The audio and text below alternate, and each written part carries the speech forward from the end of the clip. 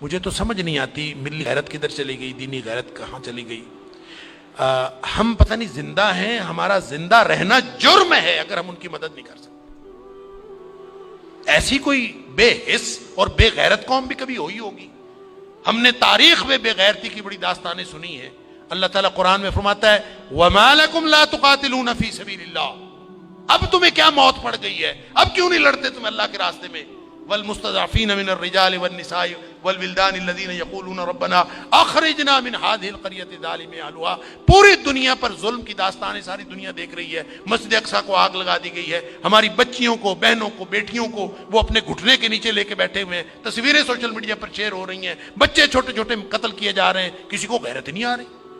مجھے تو یوں لگتا ہے یہ ہماری نمازیں، ہمارے سجدے کیسے قبول ہوں گے؟ ہم جو مجرم ہیں جو آرام سے بیٹھے رہیں،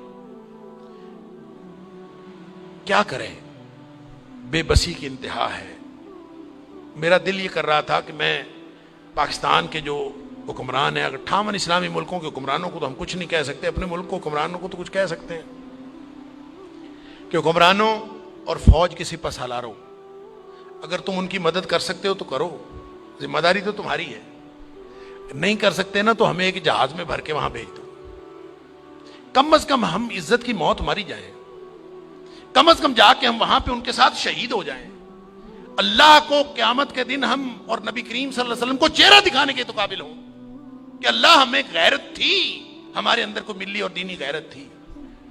تو دعائیں ہو رہی ہیں، وہ کوئی کہہ رہا ہے کہ اللہ تو کو ابابیل بھیج دے اور ان کی مدد کر دے، کوئی دعائیں کر رہا ہے، کوئی دعائیں کر رہا ہے۔ اس طرح کے لوگوں کی دعائیں اللہ قبول کوئی نہیں کرتا۔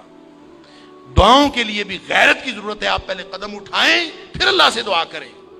وہ بیچارے ساری ساری رات وہ لڑتے ہیں ان کے سامنے، دعا تو ان کی ہے، اور اللہ نے یہ آزمائش میں سمجھتا ہوں ان کی نہیں ہے، وہ تو جنتی ہیں، وہ تو انشاءاللہ بخشے ہوئے ہیں۔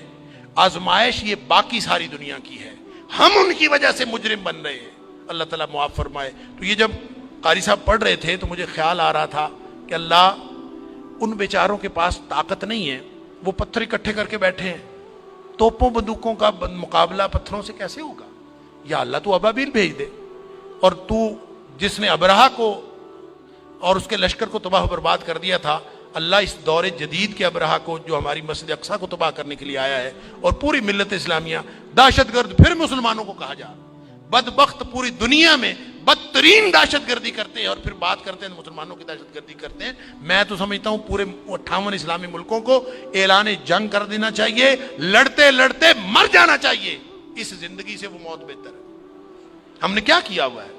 کیسی زندگی، کیسا دین، کیا کلمہ پڑا ہوا ہے ہم نے، کیسی قرآن کی باتیں، کیا قرآن کے دروس۔ ہم یہاں سکون سے بیٹھے ہیں، پنکھے چل رہے ہیں، موج میلہ پانی پینے کو مل رہا ہے، نماز آرام سے پڑھ رہے ہیں، سجدے آرام سے کر رہے ہیں، وہاں ہماری بہنیں بیٹیاں لٹ رہی ہیں۔ کہاں گئی غیرت ہماری؟ انا للہ و انا الیہ راجعون۔ مجھے تو یوں لگتا ہے کہ شاید یہ ہمارے آرام سکون سے کیے ہوئے سجدے بھی کہیں جرم نہ بن جائیں۔ اللہ تعالی ہم سب کو معاف فرمائے۔